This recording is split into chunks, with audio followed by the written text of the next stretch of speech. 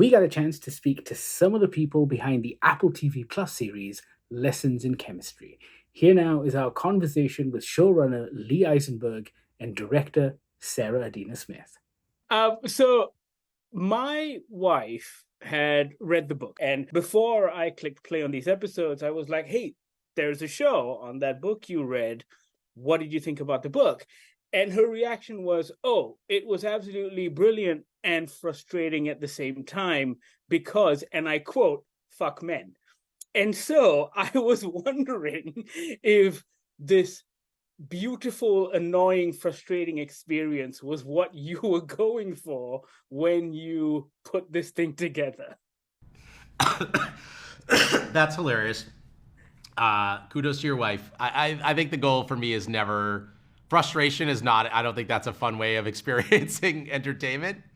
Good frustration. Good frustration. Okay. I think that, for all the characters, both the men and the women, and this is such a, strong female-driven story, I'm not interested in stereotypes, and I want every character to be fully formed, and so there are different types of men in the show, and some are shitheads, some are extreme shitheads, some are passive, and just kind of watching as bad behavior goes unchecked, and then there are incredibly decent men in the show, and I think that was something that was also really important. That was both in the book and something we really wanted to explore in the show. And Elizabeth's relationship with Walter, who is her partner on Supper at 6, they form this really lovely friendship, and both of them are single parents. And it would be very easy that, two people of a certain age, obviously they're gonna fall in love, and Elizabeth, is single at the time. And that's not the story. The story really is about a man and a woman who become friends and support one another and really prop each other up. And that was a really fun relationship to explore. And then, of course, at the center of the show is her relationship with Calvin. And, Calvin he's the love of her life. And then, there are circumstances that happen where he's not part of her life, but the relationship endures throughout. He's always a part of her. What Lee is trying to say is not all men. Just kidding. Fair. Yes. That episode too. Anyway, yes. Sarah, my lazy go-to when it comes to parallels is Hidden Figures. It's an easy one. But I was wondering, when you were crafting these episodes, what was on your mood board? Oh, that's a really good question. I didn't reference any one show or movie all that often. It was really like just an image here, image there, taken from lots of different places. But I think it's because the book itself is so singular. And I really, I never am trying to just sort of save as Hidden Figures or anything anyone else is doing. But really just wanted to see it with fresh eyes as much as I could. And one thing that was really important to me is crafting in concert with my director of photography, Zachary Galler, the lighting and the camera movements so that you felt really swept away by the story, that was very character first and very, very story first.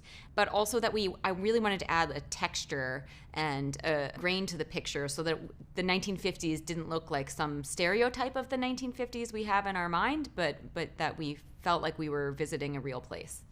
Oh no, and I think you guys nailed it, because I think even from the very first seconds of the show, there was an immersiveness to it. You got lost in it. Very quickly before I run out of time, I was wondering if you could speak to Bree's approach. And I thought there was and correct me if I'm wrong, I thought there was a very Julia Childness to her stiffness initially. Was that an inspiration point?